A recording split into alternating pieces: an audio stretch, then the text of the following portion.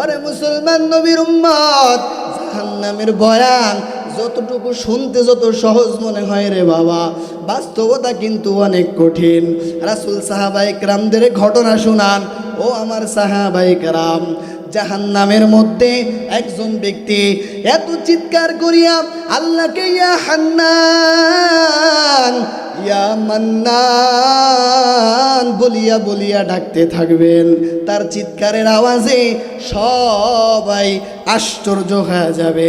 জিবরিল আমিন বলবেন, এই আশ্চর্য, জাহান্নামের মধ্যে কে এমন চিৎকার করতেছে? জিবরিল আমিন আল্লাহর সামনে সিজদায় পড়ে কান্না শুরু করবেন। আল্লাহ তাআলা বলবেন, ও জিবরিল কি ব্যাপার? জিবরিল বলবেন, আল্লাহ, জাহান্নামের মধ্যে কে যেন আপনাকে ইয়া হান্নান ইয়া মান্নান বলে বলে ডাকতেছে। তারা তো আওয়াজ, তার আওয়াজের কারণে সবাই তো আশ্চর্য হয়ে যাইতেছে। আল্লাহ তাআলা বলবেন, ও জিবরিল যাও যাও, ওই বান্দাকে আমার সামনে নিয়ে আসো, যাও আমার সামনে ওই বান্দাকে হাজির করো। আল্লাহ তাআলার অর্ডার পাইয়া জিবরিল আমিন জাহান্নামের ফেরেশতা মালিকের কাছে গিয়া বলবেন, ও ভাই মালিক, আল্লাহ তাআলার অর্ডার আসছে, এই জাহান্নামের মধ্যে যে চিৎকার করতেছে আল্লাহ তাআলা তাকে নিয়ে যেতে বলছে। জাহান্নামের ফেরেশতা মালিক ওই জাহান্নামের মধ্যে খুঁজতে থাকবে, দেখবে এক কোণার মধ্যে তার শরীরের উপরে অনেক বিষাক্ত সাপ পড়ে আছে, শরীরটা পুড়ে কয়লা হয়ে গেছে। ওই তাকে তুইলা এক পবিত্র পানির মধ্যে গোসল করাইয়া আল্লাহর সামনে নিয়ে উপস্থিত করবে। আল্লাহ তাআলা জিজ্ঞেস করবেন, এই জাহান্নামে তোমার সাথে কেমন আচরণ করা হয়েছে? ওই বান্দা বলবে, আল্লাহ, জাহান্নামের মধ্যে আমার সাথে বড় ভয়ঙ্কর আচরণ করছে। আয় আল্লাহ, আমার খাইতে দেয় নাই, আমি গরম সহ্য করতে পারি না রে আল্লাহ, আগুন দিয়ে 24 ঘন্টা আমারে জ্বালাইছে, আমি যখন খাবার চাইছি আমাকে বিষাক্ত সাপ আর কাঁটাযুক্ত ফল আইনে দিছে আল্লাহ, আমি যখন পানি চাইছি তখন তারা আমাকে বিষাক্ত সাপের বিষ আইনা দিছে।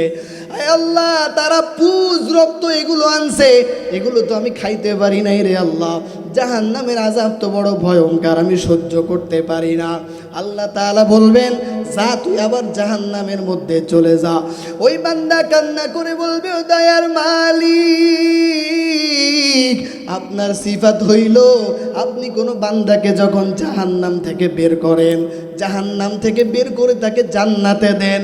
ও আল্লাহ, আপনার সিফাত তো জান্নাত থেকে বের করে জাহান্নাম দেয়া না, আপনার জাহান্নাম থেকে বের করে জাহান্নামে দেওয়া আপনার সিফাত না, আপনার সিফাত হলো জাহান্নাম থেকে বের করে জান্নাতে দেওয়া।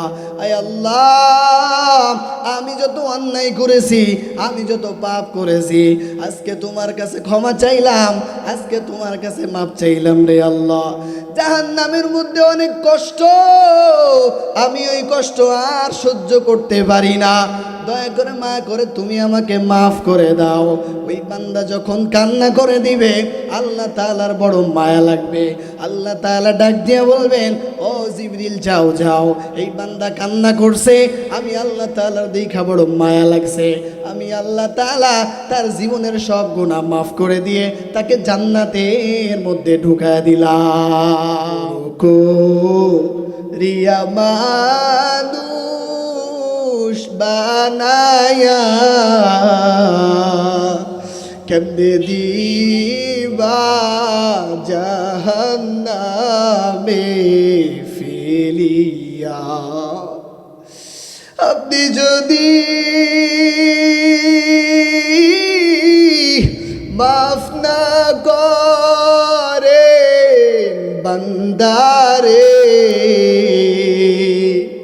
ওগো মাওলা, বান্দা যাবে কারদারি। আয় আল্লাহ, আপনি তো আমাদের বড় আদর করিয়া বানাইছেন, আদর করিয়া বানাইয়া আবার কেমনে জাহান্নামের মধ্যে ফেলায় দিবেন। দুনিয়াতে দেখলাম কত মানুষ আগুনে পুড়ে মরিয়া যায়, আগুনে পুড়ে মৃত্যু যে কত কষ্ট, অথচ জাহান্নামের মধ্যে আবার আগুনের মধ্যে পোড়ানো হবে রে আল্লাহ। ওই কবর, বাঁশবাগান, যেই বাঁশবাগানে দিনের বেলাও যাইতে ভয়, অথচ ওই বাঁশবাগানে আমাকে একা একা রেখে আসবে। আয় আল্লাহ, ওই কবরে আপনি ছাড়া আমার কোনো বন্ধু নাই। আপনি যদি আমাকে সাহায্য না করেন, আবার আর কোনো সাহায্যকারী নাই। যদি হালাল হারাম মেনে সহি তরিকায় আমল করতে চান, তাহলে আপনাকে কি করতে হবে? কোনটা হালাল কোনটা হারাম, আমল সহি তরিকায় কিভাবে করতে হয় সেটা আপনাকে জানতে হবে। আপনি না জানলে আমল করবেন কিভাবে? বিখ্যাত তাবেঈ উমর ইবনে আব্দুল আজিজ রহিমাহুল্লাহ বলেন, মান আমিলা আলা গায়রি ইলমিন কানা মা ইউফসিদু আকসারু মিম্মা ইউসলিহু। যে ব্যক্তি ইলম ছাড়া আমল করে, তার আমল যতটুকু সঠিক হয় বা না হয়, বরবাদ হয় তার চেয়ে বেশি। তো এখন আপনারা এখানে যারা উপস্থিত আছেন, সবাই বিভিন্ন কর্মে নিয়োজিত। কেউ শ্রমিক, ব্যবসায়ী, চাকরিজীবী, কৃষক। আপনারা চাইলেই তো মাদ্রাসায় ভর্তি হয়ে 24 ঘন্টা এলেম শিখতে পারবেন না। পারবেন? পারবেন না। কিন্তু এলেম তো শিখা দরকার। কেন? আমি জান্নাত চাই, জাহান্নাম থেকে মুক্তি চাই। আপনাদের এলেম শিখার একটি জায়গা এবং সুবর্ণ সুযোগ হলো এই দ্বীনি মাহফিল। আল্লাহ পাক সারা বাংলাদেশের সমস্ত দ্বীনি মাহফিলকে কবুল করুন, বলেন আমিন। উলামায়ে হযরত দীর্ঘক্ষণ বয়ান করেছেন। আল্লাহ পাক রব্বুল আলামিন উলামায়ে ইকরামের নেক হায়াত বাড়ায় দেন, সকলে বলুন আমিন। উলামায়ে ইকরামের জন্য বেশি বেশি দোয়া করবেন, কেননা তিনারা হলেন নবীদের উত্তরসূরি, নবীদের ওয়ারিস। এবং আপনাদের কাছে সঠিক ইলমটা পৌঁছে দেওয়ার জন্য উলামায়ে ইকরামই কাজ করেন। এজন্য আমরা সকলে দোয়া করি, আল্লাহ পাক রব্বুল আলামিন উলামায়ে ইকরামদেরকে সুস্থতার সাথে দ্বীনি কাজ আরও বেশি করে আঞ্জাম দেওয়ার তৌফিক দান করেন, বলেন আমিন। আমি বেশি সময় নিব না, আপনারা দীর্ঘক্ষণ অপেক্ষা করেছেন। আমি সূরা ফুরকান থেকে একটি আয়াত তেলাওয়াত করেছি। আজকে আমরা ফুরকান থেকে আলোচনা শুরু করব। সূরা ফুরকান। উলামায়ে ইকরাম তো আলোচনা করেছেন, অনেক বয়ান শুনছেন। আমি শুধু আপনাদের এখানে দোয়া নেওয়ার উদ্দেশ্যে বসছি। অল্প কিছুক্ষণ কথা বলবো, এরপরে ইনশাআল্লাহ আখেরি মোনাজাত করে দেব। থাকবেন তো ইনশাআল্লাহ? হ্যাঁ, আল্লাহ কবুল করেন, বলেন আমিন। আমি যে আয়াত পড়েছি, আল্লাহ পাক রব্বুল আলামিন আল্লাহর বিশেষ বান্দাদের কিছু গুণাবলী বলছেন এই আয়াতগুলোর মধ্যে সূরা ফুরকানে। আমরা কি আল্লাহর বিশেষ বান্দা হতে চাই না? জোরে বলেন, চাই না? চাই। আল্লাহর বিশেষ বান্দা হলে ফায়দা কি? বলে, দুনিয়ার মধ্যে এমপি মন্ত্রীর বিশেষ যদি আমি হতে পারি, দুনিয়াতে কত সুযোগ সুবিধা পাই।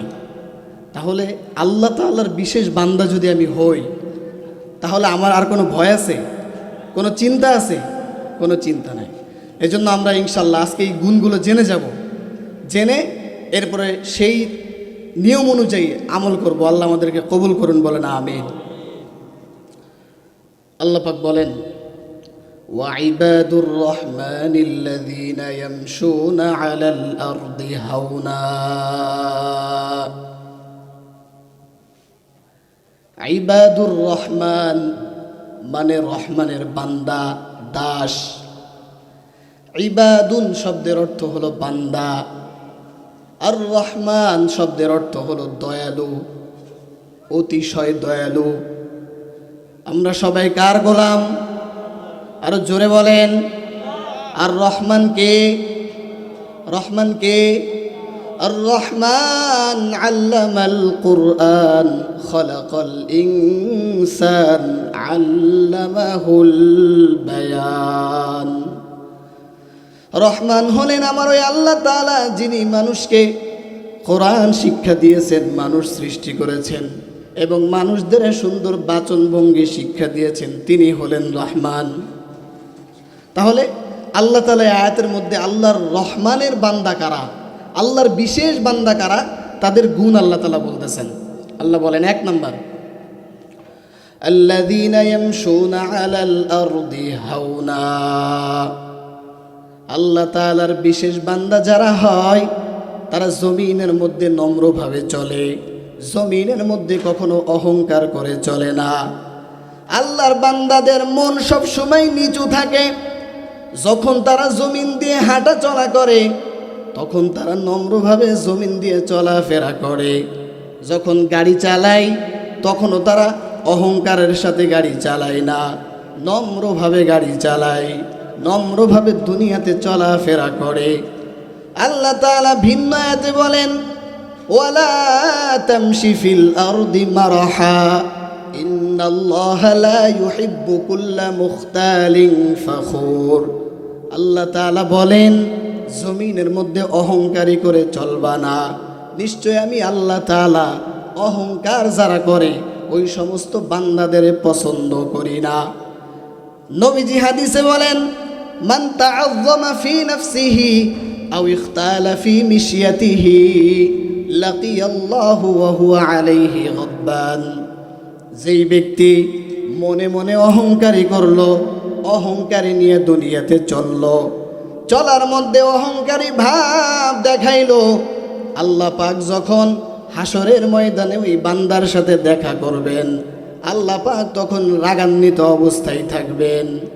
ও এলাকার মুসলমানেরা, আমার আল্লাহ পাক রব্বুল আলামিন হাসরের ময়দানের একমাত্র বিচারক। মান যাল্লাযী ইয়াশফাউ ইনদাহু ইল্লা বিইذনি, আল্লাহ তাআলার অনুমতি ছাড়া কেউ কিন্তু সুপারিশ করতে পারবে না। ওই হাসরের ময়দানে দুনিয়ার জমিনে অহংকারী করে চলার কারণে আল্লাহ যদি আপনার উপর রাগান্বিত হন, বলেন হাসরের ময়দানে আপনার কেমন হালাত হবে। এজন্য জমিনে বাবা অহংকার করে চলা যাবে না। হাদিসে কুদসিতে আল্লাহ তাআলা বলেন, আল ইজ্জু ইজারি ওয়াল কিবরিয়া উরিদাই ফামান নাযাআনি বিশাইইম মিনহুমা ফাকাদ আযাবতু। গৌরব আর অহংকার হলো আমি আল্লাহ তাআলার চাদর। ও বান্দা, যদি আমার চাদর নিয়ে টান দাও, আমি আল্লাহ কিন্তু কঠিন শাস্তি দিব। এজন্য আমার চাদর নিয়ে টানাটানি করবা না। এই তোমরা তো মানুষ, অহংকার তো তোমাদেরকে দিয়ে সাজে না। অহংকার হলো আমি আল্লাহ তাআলার গুণ, আমি আল্লাহ তাআলা অহংকার করব। ওরে মানুষ, তোমরা কেন অহংকার করবা? হাল আতা আলাল ইনসানি হিনুম মিনাদ দাহরি লাম ইয়াকুন শাইআম মাযকুরা ইন্না খলাকনাল ইনসানা মিন নুতফাতিন আমশাজ। ও মানুষ, তুমি কি জানো না তোমার তো কোনো পরিচয় ছিল না, এক ফোঁটা নাপাক পানি থেকে আমি আল্লাহ তাআলা তোমাকে বানাইলাম। তোমার কোনো বংশ পরিচয় ছিল না, ছিলনি? জোরে বলেন। তোমার কোনো নাম ছিল না, তোমার কোনো পদ পদবি ছিল না, তুমি ছিলে এক ফোঁটা নাপাক পানি। আমি আল্লাহ তাআলা তোমার নাপাক পানি থেকে বানাইলাম। তুমি দুনিয়াতে কিসের অহংকারী করো? এর বংশের অহংকার করো, বংশের বড়াই দেখাও। না না, বংশের বড়াই দেখানো যাবে না।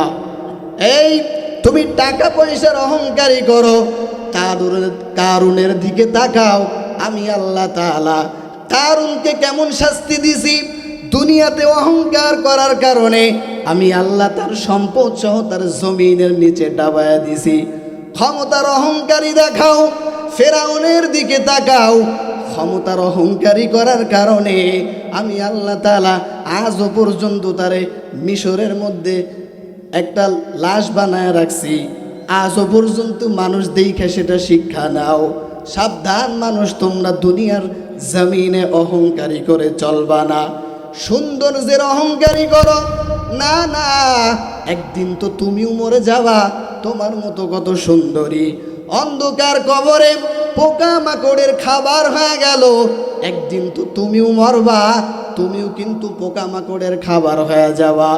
শরীরের গোস্তর দিকে তাকাও। আজকে আমার শরীরের দিকে তাকাইলে কেমন ভালো লাগে, একটা কত শক্তি আমি পাই, আমার চেহারাটা কত সুন্দর। কিন্তু যেদিন অন্ধকার কবরে আমি চলে যাব, সেদিন তো পোকা মাকড়ে আমার শরীরগুলো সব খেয়ে ফেলবে। ওরে মানুষ, শরীর নিয়েও কিন্তু অহংকার করিও না, সৌন্দর্য নিয়েও অহংকার করিও না। রাসূল সাহাবায়ে কেরামদের ঘটনা শুনাইতেছেন।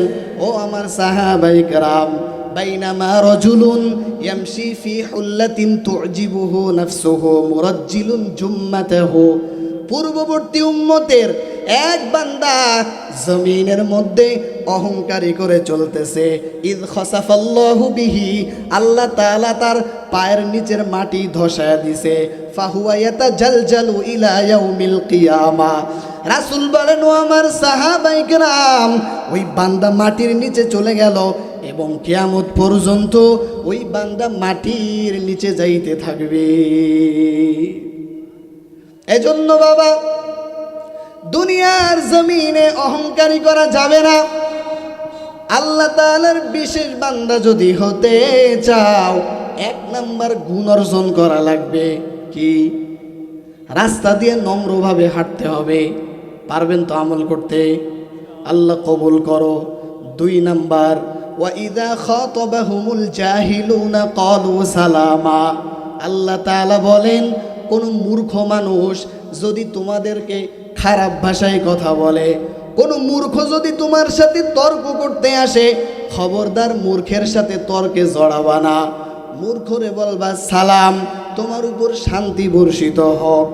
আল্লাহ তাআলার প্রিয় বান্দা হওয়ার 2 নাম্বার গুণ হলো কোনো মূর্খের সাথে তর্কে জড়ানো যাবে না। এবার আসেন, মূর্খ কাদেরকে বলে? আমাদের সমাজে আমরা মূর্খ বলতে বুঝি যারা স্কুলে পড়ে নাই, যারা মাদ্রাসায় পড়ে নাই, যাদের কোনো সার্টিফিকেট নাই, তারাই হলো মূর্খ, ঠিক না? আমরা এটা বুঝি, কিন্তু আল্লাহর ভাষায় মূর্খ কিন্তু এটা না। কারণটা কি? এই বাবা বলেন, আমার নবী কোনো স্কুলে পড়ছেনি? জোরে বলেন। আমার নবী কোনো মাদ্রাসায় পড়ছেনি? একাডেমিক কোনো বড় সার্টিফিকেট আছে? কিচ্ছু নাই। তবু আমার নবী এই সারা দুনিয়ার মধ্যে সবচাইতে বড় শিক্ষিত, এই ব্যাপারে কোনো সন্দেহ আসেনি? জোরে বলেন। কারণটা কি? কারণ হইল নবীর মধ্যে ছিল আমানতদারিতা, নবীর মধ্যে ছিল সততা, নবীর মধ্যে ছিল সত্যবাদিতা। নবী সত্য কথা বলতেন, আমানতের খিয়ানত নবী কখনো করতেন না। নবী কখনো কারো উপরে জুলুম করতেন না, সবার সাথে নবী ভালো ব্যবহার করতেন। এজন্য তিনি হইছেন সবচাইতে বড় শিক্ষিত। এজন্য বাবা, সারা দুনিয়ার সব ডিগ্রি যদি অর্জন করো, কিন্তু তোমার মধ্যে সততা নাই, সত্যবাদিতা নাই, আমানতদারিতা নাই, ন্যায়পরায়ণতা নাই, আমানতের খেয়ানত করো, চুরি করো, ডাকাতি করো, মিথ্যা কথা বলো, এই সব গুণ যদি থাকে, যতই তোমার সার্টিফিকেট থাক, তুমি কোনোদিন আল্লাহর কাছে শিক্ষিত হইতে পারবা না। আল্লাহর কাছে শিক্ষিত হওয়ার জন্য নবী যে গুণগুলো অর্জন করেছে, সেই গুণগুলো অর্জন করা লাগবে। ও বাবা দেখেন, আমার নবীর মধ্যে কেমন আমানতদারিতা ছিল। মক্কার কাফেরেরা যদিও দল করত আবু জাহালের, কিন্তু আমানত জমা রাখতো রাসূলের কাছে। কোনো শত্রুর কাছে আমানত জমা রাখে? অথচ দল করত আবু জাহালের, আমানত জমা রাখতো রাসূলের কাছে। কারণ কি? কাফেররাও জানতো আবু জাহাল তো আমানত মাইরা দিবে, কিন্তু রাসূল তো মারবে না। রাসূলের আমানতদারিতার মধ্যে স্বচ্ছতা আছে। এ মুসলমান, রাসূলের সত্যবাদিতা কেমন ছিল? আমার নবী মক্কার কুরাইশদের ডেকে বললেন, ও মক্কার কুরাইশরা শোনো, এই শোনো, আমি যদি তোমাদেরকে বলি এই পাহাড়ের পিছনে একদল সৈন্যবাহিনী আছে যারা তোমাদের উপরে আক্রমণ করবে, আমার কথা তোমরা বিশ্বাস করবানি? তারা বলল, নাম, হ্যাঁ বিশ্বাস করব, কারণ তোমাকে আমরা কখনো মিথ্যা কথা বলতে দেখি নাই, তুমি সব সময় সত্য কথা বলো, তোমার কথা আমরা বিশ্বাস করব। মক্কার কাফেরেরা পর্যন্ত যদিও রাসূলের দল করতো না, কিন্তু তারাও জানতো রাসূল সত্য কথা বলে। আমার নবীর মধ্যে কেমন দয়া ছিল! মক্কা যখন বিজয় হয়ে গেল, মক্কার সমস্ত কাফেরেরা ভয় পাইতেছে, মুহাম্মাদের উপর তো কম অত্যাচার চালাই নাই, এখন তো মক্কার লিডার মুহাম্মদ হইছে, এখন তো আমাদের উপরে শাস্তি চালাবে, আমাদেরকে অনেক আক্রমণ করবে। নবী ঘোষণা দিলেন, এই মক্কার কাফেরেরা, তোমরা যারা আমাকে দেখে ভয় পাচ্ছ, ভয় পাওয়ার দরকার নাই, আমি কারোর উপরে কোনো প্রতিশোধ নিব না, আমি প্রতিশোধ পরায়ণ নয়, আমি তোমাদের উপরে কোনো অত্যাচার করব না। তোমরা আমার উপর অত্যাচার করেছো, আমার প্রিয় মাতৃভূমি আমাকে ছাড়া করছো, যাও যাও, আমি তোমাদের উপরে কোনো অত্যাচার করলাম না, আমি আজকে তোমাদের সবাইকে মাফ করে দিলাম। কি পরিমাণ দয়া ছিল রাসূলের মধ্যে। মুসলমান নবীর উম্মত, তাহলে শিক্ষিত হওয়ার জন্য সার্টিফিকেটের চাইতে বাস্তবিক সততা নিজের মধ্যে আনতে হবে, তাহলে আপনি প্রকৃত শিক্ষিত। ও মুসলমান, মূর্খের সাথে তর্ক করা যাবে না। রাসূল হাদিসে বলেন, তুমি যদিও সত্যবাদী হও কিন্তু কোনো মূর্খের সাথে তর্কে করবা না, এর বিনিময় আল্লাহ তাআলা জান্নাতের মধ্যে তোমার জন্য এক বিশাল অট্টালিকা বানায় দিবেন। ফিরআউন কত বড় কাফের, তার ব্যাপারে কোরআনের একটা আয়াত শুনলেই বুঝতে পারবেন। আল্লাহ কোরআনে বলেন, ইন্না ফিরআউনা আলা ফিল আরদি ওয়া জাআলা আহলাহা শিয়াআন ইস্তাদঈফু তাইফাতাম মিনহুম ইউযাব্বিহু আবনাআহুম ওয়া ইস্তাহয়ী নিসাআহুম। ফিরআউন কি করত? ফিরআউন তার সমাজের পুরুষ লোক যারা ছিল তাদেরকে জবাই করত, আর মেয়ে লোক যারা ছিল তাদেরকে জীবিত দাসী বানায় রাখত। এত বড় কাফের ছিল, হাজার হাজার পুরুষদের ফিরআউন জবাই করে হত্যা করেছে। ওই ফিরআউনের সাথে কেমন ভাবে আচরণ করতে হবে আল্লাহ তাআলা সেটা নবী মূসাকে শিক্ষা দিলেন। আল্লাহ তাআলা নবীকে মূসাকে বললেন, ও নবী মূসা, ইযহাবা ইলা ফিরআউনা ইন্নাহু তাগা ফাকুলা লাহু কওলাল লাইয়িনাল লাআল্লাহু ইয়াতাযাক্কারু আও ইয়াখশা। ও নবী মূসা, আপনি আর আপনার ভাই হারুন ফিরআউনের কাছে যান, কারণ সে স্বেচ্ছাচারিতা করছে। তবে খবরদার, তার সাথে তর্ক বিতর্কে জড়াবেন না, তার সাথে খারাপ কথা বলবেন না। কওলাল লাইয়িনা, তার সাথে নরমভাবে কথা বলবেন, তাহলে হয়তো সে উপদেশ গ্রহণ করতে পারে অথবা আল্লাহকে ভয় করতে পারে। সাবধান, মূর্খের সাথে তর্ক করা যাবে না, সাবধান, মূর্খের সাথে তর্ক করা যাবে না। মূর্খের সাথে তর্ক করলে দুনিয়াতেও সম্মান হারাইবেন, আখিরাতেও আল্লাহর প্রিয় বান্দার খাতা থেকে নাম চলে যাবে। 2 নাম্বার কি? মূর্খের সাথে তর্ক করা যাবে না। 3 নম্বর, ওয়াল্লাযীনা ইয়াবীতুনা লিরাব্বিহিম সুজ্জাদান ওয়া কিয়ামা। এগুলো আল্লাহর প্রিয় বান্দা হওয়ার জন্য কি গুণাবলী সেগুলো বলতেছি, ভুলে গেছেন নাকি? আলোচনা বললে চলবে না। আল্লাহর প্রিয় বান্দা হওয়ার জন্য 3 নাম্বার গুণ লাগবে, ওয়াল্লাযীনা ইয়াবীতুনা লিরাব্বিহিম সুজ্জাদান ওয়া কিয়ামা। আল্লাহর প্রিয় বান্দা যারা হয় তারা গভীর রজনীতে আল্লাহ তাআলার কাছে সিজদায় পড়ে যায়। তারা দুনিয়ার সব মানুষগুলো ঘুমায় যায়, তবে ওই মানুষগুলো ঘুমাইতে পারে না।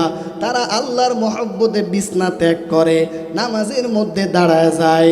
তাদের জন্য রাসূল, তাদের দিকে তাকাইয়া রাসূল হাদিসে বলেন, ও আমার সাহাবায়ে কেরাম, যদি কোনো মানুষ রাতের বেলা তাহাজ্জুদে দাঁড়ায়, আল্লাহ পাক রব্বুল আলামিন ওই বান্দার দিকে তাকাইয়া বড় খুশি হন। আল্লাহ ওই বান্দার দিকে তাকাইয়া অহংকারী করেন। কারণ আল্লাহ যখন মানুষ সৃষ্টি করবে, আল্লাহ ফেরেশতাদেরকে বলেছিল, ও ফেরেশতারা, ইন্নী জাইলুম ফিল আরদি খলিফা, দুনিয়ার মধ্যে আমি আমার খলিফা নিযুক্ত করতে চাই। ফেরেশতারা বলেছিল, আতাজআলু ফিহা মান ইউফসিদু ফিহা ওয়া ইয়াসফিকুদ দিমা ওয়া নাহনু নুসাব্বিহু বিহামদিকা ওয়া নুকদ্দিসু লাক। আয় আল্লাহ, আপনি কি দুনিয়ার জমিনে এমন কাউকে সৃষ্টি করতে চান যারা দুনিয়াতে গিয়ে মারামারি করবে, যারা দুনিয়াতে গিয়ে হানাহানি করবে, যারা রক্তপাত ঘটাবে? আমরাই তো আপনার ইবাদত করি, মানুষ সৃষ্টি করার কি দরকার? আমরা যখন তাহাজ্জুদ পড়ি, আল্লাহ তাআলা ফেরেশতাদের ডেকে বলেন, ও ফেরেশতারা, তোমরাই তো বলছিলা মানুষ সৃষ্টি করলে নাকি মানুষ নাকি দুনিয়াতে গিয়ে মারামারি করবে, হানাহানি করবে। উনজুরু ইলা আবদি হাদা, দেখ দেখ আমার ওই বান্দার দিকে তাকাইয়া দেখ, قام من بين فراشه ولحافه ومن بين حبه وأهله إلى صلاته আমার ওই বান্দা আমি আল্লাহকে ভয় করিয়া জান্নাত পাওয়ার আশায় ওই দেখ আমি আল্লাহকে খুশি করার জন্য রাতের বেলা স্ত্রী সন্তান পরিবার পরিজন ছেড়ে দেখ তাহাজ্জুদের নামাজে দাঁড়ায় গেল। ও ফেরেশতা সাক্ষী থাকো, সেই বান্দা আমি আল্লাহকে মহব্বত করিয়া রাতের বেলা তাহাজ্জুদে দাঁড়াইলো, আমি আল্লাহ পাক রব্বুল আলামিন তাকে জান্নাতের মধ্যে একটা ঘর বানায় দিলাম। তাহাজ্জুদের কত গুরুত্ব রে মুমিন। রাসূল হাদিসে বলেন আফদালুস সালাতি বা'দাল ফরিদাতি সালাতুল লাইল, ফরজ নামাজের পরে উত্তম যদি কোনো নামাজ থাকে সেটা হলো তাহাজ্জুদের নামাজ। কিসের নামাজ? রাসূল রাতের বেলা দাঁড়াইয়া দাঁড়াইয়া এত পরিমাণ তাহাজ্জুদ পড়তেন রে বাবা। রাসূল রাতের বেলা এত পরিমাণ তাহাজ্জুদ পড়তেন, রাসূল লম্বা লম্বা কেরাত পড়ে পড়ে নামাজ পড়তেন। রাসূলের তিলাওয়াত এত সুন্দর, মক্কার সবচেয়ে বড় বড় কাফের যারা আবু জাহাল, আবু সুফিয়ান, আল আখনাস ইবনে শরীক, তারা রাসূলের ঘরের কোনায় এসে পালায়া পালায়া রাসূলের কুরআন তিলাওয়াত শুনতো। দিনের বেলা রাসূলের বিরোধিতা করে, রাতের বেলা ঘরের কোনায় চোরের মতো তিলাওয়াত শোনে। সকালবেলা একদিন সূর্য উঠে গেছে, এখন তিনজনে বের হইতে গেছে, বাসায় যাবে। এখন তিনজনে মুখামুখি হয়েছে। এই সুফিয়ান এখানে কেন? সুফিয়ান জিজ্ঞেস করে, এই আবু জাহাল তুমি এখানে কেন, এখানে কি করো? বলে আমি তো এমনিতেই আসছি। আবু জাহাল বলেই ফেললো, ও আখনাস ইবনে শরীক, দিনের বেলা যদিও মুহাম্মাদের বিরোধিতা করি, তবে রাতের বেলা যদি তেলাওয়াত না শুনি দিলের মধ্যে কেমন জানি মজা লাগে না। হ্যাঁ, এর নবীর উম্মতির দল, আমার নবী রাতের বেলা এত পরিমাণ তাহাজ্জুদ পড়তেন। আম্মা জান আয়েশা রাদিয়াল্লাহু আনহা বলেন, ও নবী, আল্লাহ পাক তো আপনার জীবনের সব গুনাহ মাফ করে দিয়েছেন, আপনার তো কোনো গুনাহ নাই, আপনি তো জান্নাতে যাবেন। ও নবী, তারপরেও কেন আপনি এত রাত জেগে জেগে তাহাজ্জুদ পড়েন? নবী আপনার পা মুবারক ফুলিয়া যায়, আমি আয়েশা দেখে এটা সহ্য করতে পারি না গো নবী। আমার নবী জবাব দিয়ে বলেন, আয়েশা আফালা উহিব্বু আন আকুনা আবদান শাকুরা, আমি কি আল্লাহ তাআলার ইবাদত করিয়া আল্লাহর একজন পরিপূর্ণ শুকরগুজার বান্দা হই? এটাই তো আমার কাছে সবচাইতে বড় প্রিয় ব্যাপার। আরে মুমিন, যেই নবীর কোনো গুনাহ নাই, ওই নবী যদি রাতের বেলা দাঁড়াইয়া দাঁড়াইয়া তাহাজ্জুদ পড়তে পারে, বাবা তুমি কেন পারবা না? রাসূল তাহাজ্জুদের ব্যাপারে সাহাবায়ে কেরামদের বলেন, ইয়া আইয়ুহান নাস আফশুস সালাম ওয়া আতঈমুত তাআম ওয়া সাল্লু ওয়ান নাসু নিয়ামুন তাদখুলুনাল জান্নাতা বিসালাম। হে দুনিয়ার মানুষ, তোমরা মানুষদের আহার করাও, সালামের প্রসার ঘটাও, আর মানুষ যখন ঘুমায় যায় তাহাজ্জুদের নামাজে দাঁড়াইয়া যাও, আর নিরাপদে আল্লাহর জান্নাতে প্রবেশ করো। তাহাজ্জুদের এত গুরুত্ব, এত বয়স হয়ে গেল আজও পর্যন্ত 5 ওয়াক্ত নামাজ ঠিক মতো পড়তে পারলেন না। আর তাহাজ্জুদ তো দূরের কথা, অথচ এই যে মাতবর বাড়ি মাদ্রাসার ছোট্ট ছোট্ট বাচ্চারা, এই যে শীতকাল আসতেছে, যেই ভোর রাত্রে আপনি কম্বলের কাঁথা গায়ে দিয়ে আরামে ঘুমাবেন, রাতের বেলা মাঝে মাঝে 3টা বাজে উঠা খবর নিয়েন, এই মাতবর বাড়ি মাদ্রাসার ছাত্ররা 3টা বাজে ঠান্ডা পানি দিয়া ওযু বানাইয়া ছোট্ট কচি 2টা হাত আল্লাহর দরবারে তুলে দেয়, আল্লাহর কাছে দোয়া করে, মাবুদ তুমি আমার জীবনের গুনাহ খাতাগুলো মাফ করে দাও। ও মাবুদ তুমি আমার মা বাবার জীবনের গুনাহ খাতাগুলো মাফ করে দাও। উস্তাদদের জন্য দোয়া করে, শুধু তাই নয়, এলাকার আপনারা যারা আছেন, যারা মাদ্রাসার দেখাশোনা করেন, মাদ্রাসার খোঁজ খবর নেন, এই বাচ্চাগুলো রাতের বেলা তাহাজ্জুদ পড়িয়া আল্লাহর কাছে দোয়া করে, ও মাবুদ অমুক ভাইকে দেখছিলাম মাদ্রাসায় এসে ছাত্রদের খোঁজ খবর নিছে, কিছু দেওয়ার দরকার নাই, শুধু খোঁজ খবর নিছে, হুজুর মাদ্রাসা কেমনে চলে, কোনো সমস্যা হয়নি আমাদেরকে জানাইবেন।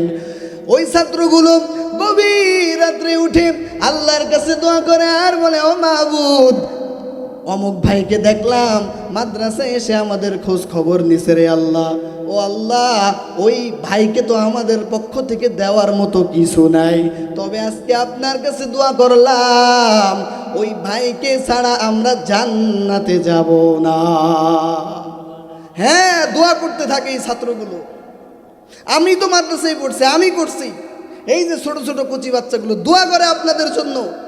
এজন্য মাদ্রাসায় সবাই যে দান করতে হবে, হুজুর মাদ্রাসার কথা বললেই খালি দানের কথা, দানের ওয়াজ করেন না, ভাই দান করা লাগবে না, খোঁজ খবর নেবেন গিয়া যে হুজুর মাদ্রাসাটা কেমন চলে, কেমনে চলতেছে, কোনো অসুবিধা হয় কিনা আমাদেরকে জানাবেন, কিছু লাগবে কিনা।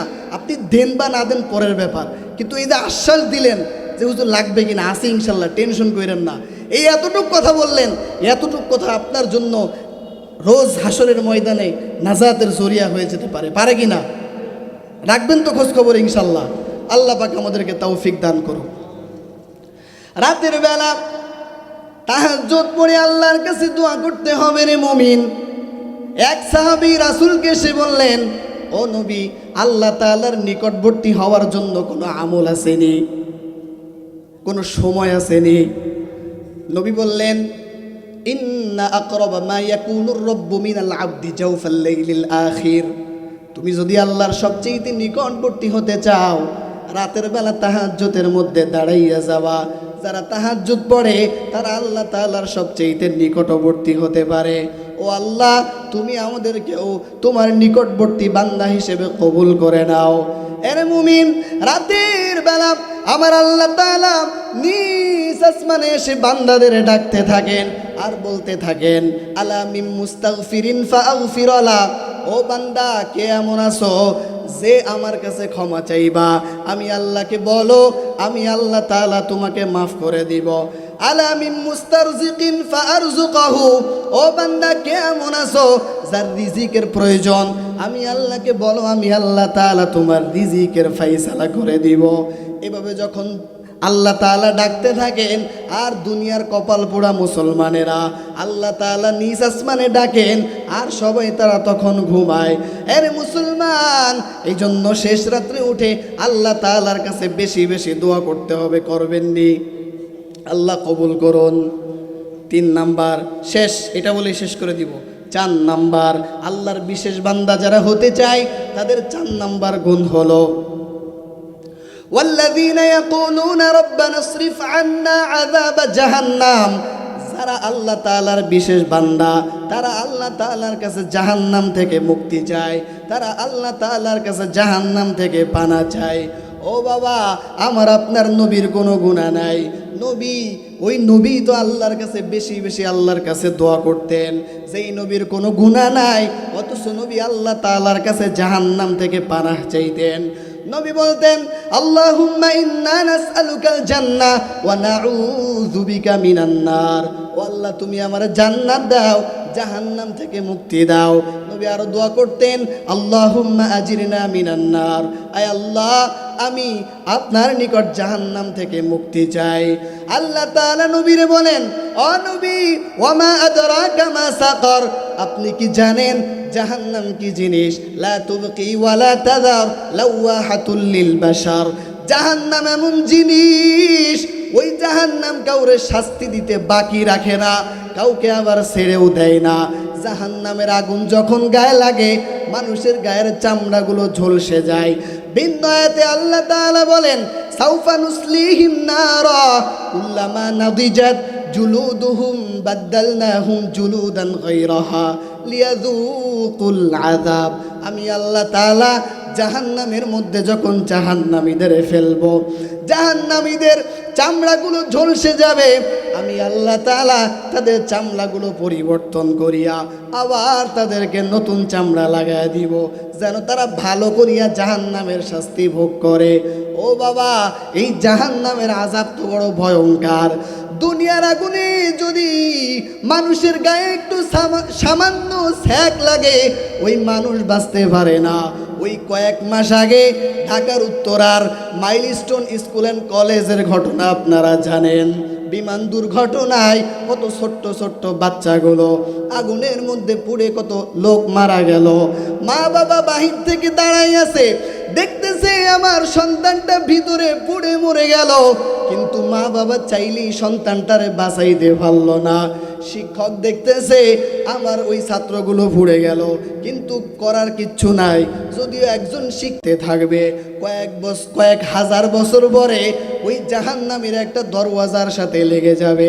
জাহান্নামের একজন ফেরেশতা এসে জিজ্ঞেস করবেন, এই তুমি কি অনেক ক্ষুধার্ত, তুমি কি অনেক পিপাসার্ত?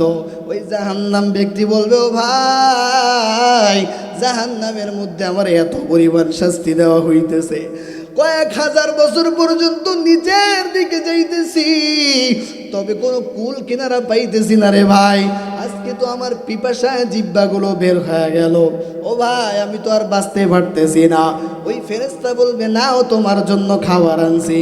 এই বলিয়া এক প্রকারে কাঁটাযুক্ত জাক্কুম ফল তাকে দেওয়া হবে।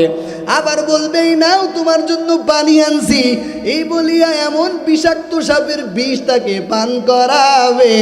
ওই বান্দা বিষ পান করার সাথে সাথে তার শরীর থেকে চামড়াগুলো আলাদা হয়ে যাবে। আরে মুসলমান নবীর উম্মত, জাহান্নামের ভয়ান যতটুকু শুনতে যত সহজ মনে হয় রে বাবা, বাস্তবতা কিন্তু অনেক কঠিন। রাসূল সাহাবায়ে কেরামদের ঘটনা শুনান। ও আমার সাহাবায়ে কেরাম, জাহান্নামের মধ্যে একজন ব্যক্তি এত চিৎকার করিয়া আল্লাহকে ইয়া হান্নান ইয়া মান্নান বলিয়া বলিয়া ডাকতে থাকবেন। তার চিৎকারের আওয়াজে সবাই আশ্চর্য হয়ে যাবে। জিবরিল আমিন বলবেন, এই আশ্চর্য, জাহান্নামের মধ্যে কে এমন চিৎকার করতেছে? জিবরিল আমিন আল্লাহর সামনে সিজদায় পড়ে কান্না শুরু করবেন।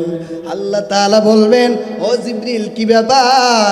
জিবরিল বলবেন, আল্লাহ, জাহান্নামের মধ্যে কে যেন আপনাকে ইয়া হান্নান ইয়া মান্নান বলে বলে ডাকতেছে।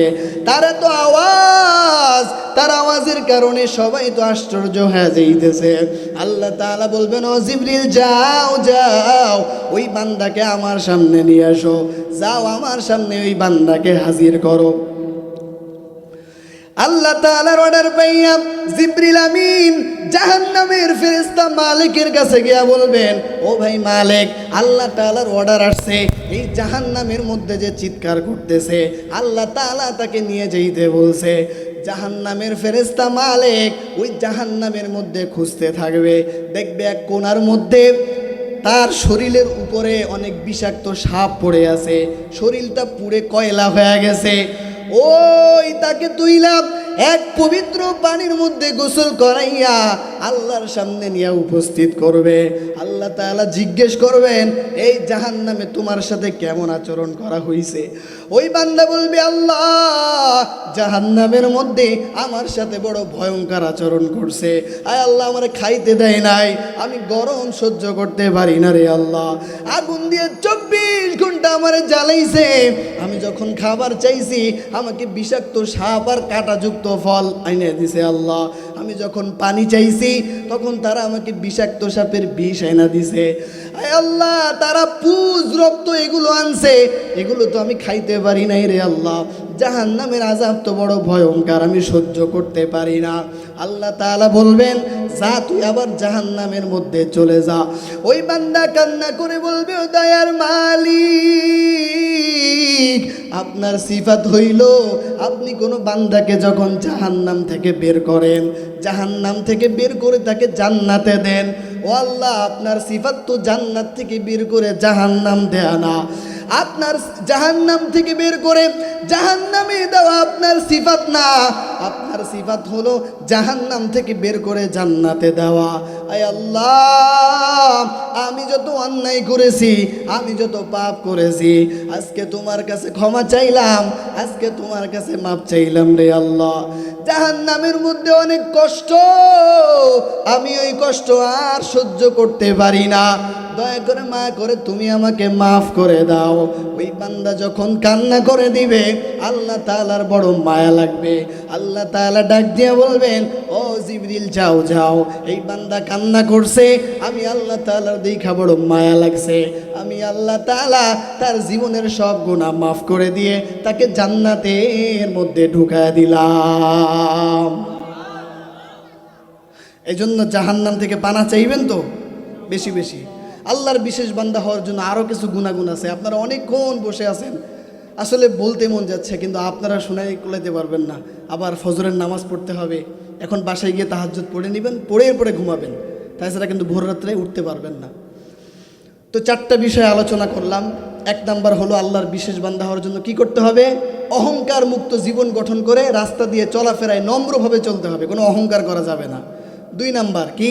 কোনো মূর্খের সাথে তর্ক করা যাবে না। 3 নাম্বার কি? তাহাজ্জুদ পড়তে হবে। 4 নাম্বার আল্লাহ তাআলার কাছে জাহান্নাম থেকে পানা চাইতে হবে। আরও কিছু গুণাগুণ আছে, ইনশাল্লাহ যদি আল্লাহ তাআলা সামনে সুযোগ করে দেয়, যদি কখনো আসি, তখন ইনশাল্লাহ বলবো। আল্লাহ আমাদের সকলকে কবুল করুন। সংক্ষিপ্ত আমার বয়ান শেষ, আখিরি মুনাজাত করব, করার আগে সংক্ষিপ্ত কিছু কথা বলি। মাতবর বাড়ি হযরত আলী রাদিয়াল্লাহু আনহু, এই মাদ্রাসাটা অল্প কিছুদিনের মধ্যেই, সামান্য কয়েক মাসের মধ্যে অনেক ভালো পড়াশোনা হচ্ছে। আমি নিজে এসে খোঁজ খবর নিছি, খুব ভালো পড়াশোনা হয়। আপনারা এলাকার যারা আছেন সবাই ইনশাল্লাহ নিয়মিত মাদ্রাসার খোঁজ খবর রাখবেন তো ইনশাল্লাহ? কে কে রাখবেন? একটু হাত তুলে আল্লাহকে দেখায় দেন। আল্লাহ সকলকে কবুল করেন, বলেন আমিন। আপনি পারেন আর না পারেন কিছু দিতে, খোঁজ খবর রাখতে অসুবিধা আছে?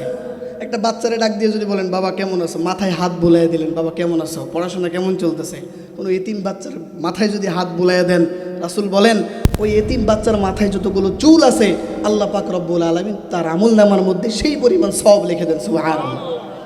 আল্লাহ পাক আমাদের সকলকে কবুল করুন, বলেন আমিন। আমরা সকলে ইস্তিগফার পড়ি। আস্তাগফিরুল্লাহ রাব্বি মিন কুল্লি যামবি ওয়া রব্বানা আতিনা ফিদ দুনিয়া হাসানাতাও ওয়া ফিল আখিরাতি হাসানা ওয়া কিনা আযাবান নার। রব্বিরহামহুমা কামা রব্বায়ানি সগীরা। রব্বিরহামহুমা কামা রব্বায়ানি সগীরা।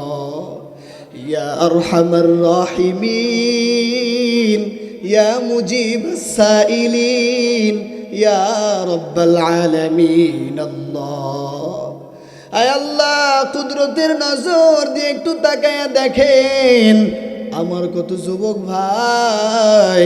আয় আল্লাহ, রাত্র 12টা পার হয়ে গেছে রে আল্লাহ।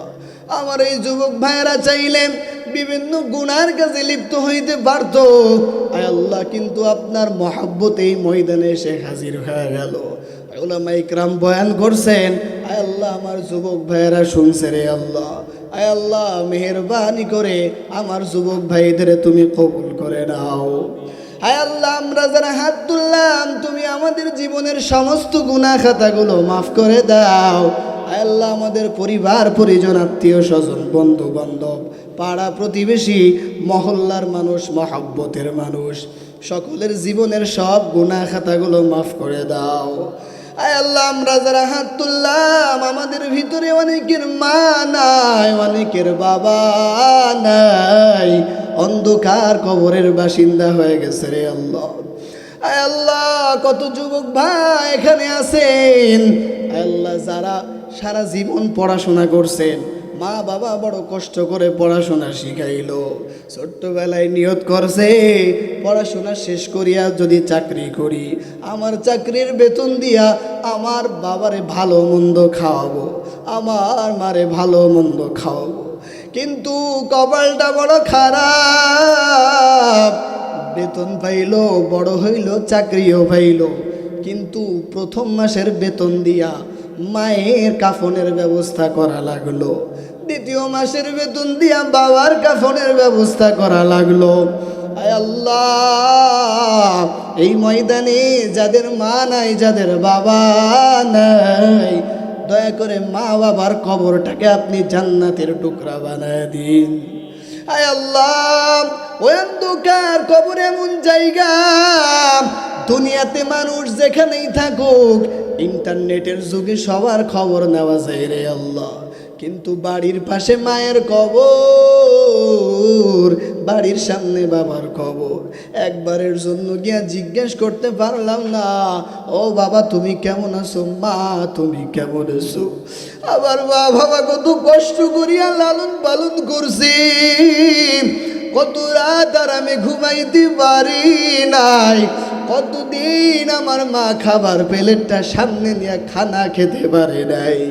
আয় আল্লাহ, তুমি আমাদের মা বাবারে কোথায় লুকায় রাখছো জানা নাই, মেহেরবানি করিয়া মা বাবার জীবনের গুনাহ খাতাগুলো মাফ করে দাও। আয় আল্লাহ, আমরা যারা হাত তুললাম আমরা সবাই জাহান্নামের আসামি। আয় আল্লাহ, আপনি যদি আমাদের মাফ না করেন আমরা সবাই জাহান্নামী হয়ে যাব রে আল্লাহ। আদর করিয়া মানুষ বানায়া কেমনে দিবা জাহান্নামে ফেলিয়া, আপনি যদি মাফ না করেন বান্দারে, ওগো মাওলা বান্দা যাবে কারদারি। আয় আল্লাহ, আপনি তো আমাদের বড় আদর করিয়া বানাইছেন, আদর করিয়া বানাইয়া আবার কেমনে জাহান্নামের মধ্যে ফেলায় দিবেন। দুনিয়াতে দেখলাম কত মানুষ আগুনে পুড়ে মরিয়া যায়, আগুনে পুড়ে মৃত্যু যে কত কষ্ট, অথচ জাহান্নামের মধ্যে আবার আগুনের মধ্যে পোড়ানো হবে রে আল্লাহ। ওই কবর বাঁশবাগান, যে বাঁশবাগানে দিনের বেলাও যাইতে ভয়, অথচ ওই বাঁশবাগানে আমাকে একা একা রেখে আসবে। আয় আল্লাহ, ওই কবরে আপনি ছাড়া আমার কোনো বন্ধু নাই, আপনি যদি আমাকে সাহায্য না করেন আবার আর কোনো সাহায্যকারী নাই। আয় আল্লাহ, আপনি আমাদের জান্নাতি বান্দা না বানাইয়া কবরের ডাক দিয়েন না। আয় আল্লাহ, জাহান্নাম থেকে আপনি আমাদের বাঁচান। আয় আল্লাহ, জাহান্নামের আগুন থেকে বাঁচান রে আল্লাহ। আয় আল্লাহ, ওই জাহান্নামের আগুন সহ্য করতে পারবো না। আয় আল্লাহ, দুনিয়ার আগুনই তো দেখলে কেমন যেন ভয় লাগে রে আল্লাহ। আয় আল্লাহ, আমরা যারা হাত তুললাম একদিন তো মরেই যাব রে আল্লাহ, দুনিয়াতে তো চিরদিন থাকতে আসি নাই রে আল্লাহ। তবে আপনি আমাদের ভয়ঙ্কর কোনো মৃত্যু দিয়েন না, এমন কোনো দিন নাই যেদিন অ্যাক্সিডেন্টের মৃত্যুর কথা শুনি না। কত মানুষ অ্যাক্সিডেন্টে মরিয়া যায়, কত মানুষ আগুনে পুড়িয়া মরিয়া যায়, কত মানুষ পানির তলে পড়ে মরে যায়। আয় আল্লাহ, আপনি আমাদের কঠিন মৃত্যু দিয়েন না, ইমানের সাথে আমাদের মৃত্যুকে সহজ করে দিন আল্লাহ। আয় আল্লাহ, মাদ্রাসাকে কবুল করে নিন, মাদ্রাসার যত হাজত আছে আপনার গায়েবী খাজানা থেকে পূরণ করে দিন। ছাত্র উস্তাদ কমিটি বৃন্দু সকলকে কবুল করে নিন। আয় আল্লাহ, যারা মাদ্রাসার খোঁজ খবর অতীতে রেখেছে ভবিষ্যতে রাখবে, যারা অর্থ শ্রম বুদ্ধি পরামর্শ দিয়ে সাহায্য সহযোগিতা করছে, আয় আল্লাহ সকলকে আপনি কবুল করে নিন। আয় আল্লাহ, মাদ্রাসাকে কিয়ামত পর্যন্ত কবুল করে নিন। আয় আল্লাহ, মাদ্রাসার প্রতিষ্ঠাতা যিনি তিনাকেও কবুল করে নিন। আয় আল্লাহ, তিনার মা বাবাকেও আপনি কবুল করে নিন। পরিশেষে আমরা যারা হাত তুললাম আমাদের সকলকে আপনি কবুল করে নিন। দুনিয়াবি আখিরাতের সমস্ত সমস্যা থেকে আমাদেরকে দূরে রাখুন, সমস্ত সমস্যা আমাদের থেকে দূর করে দিন। বিশ্ব নবীর উসিলায় আপনি আমাদের দোয়া মোনাজাত কবুল করে নিন। সুবহানা রাব্বিকা রাব্বিল ইজ্জাতি আম্মা ইয়াসিফুন ওয়া সালামুন আলাল মুরসালিন ওয়ালহামদুলিল্লাহি রাব্বিল আলামিন।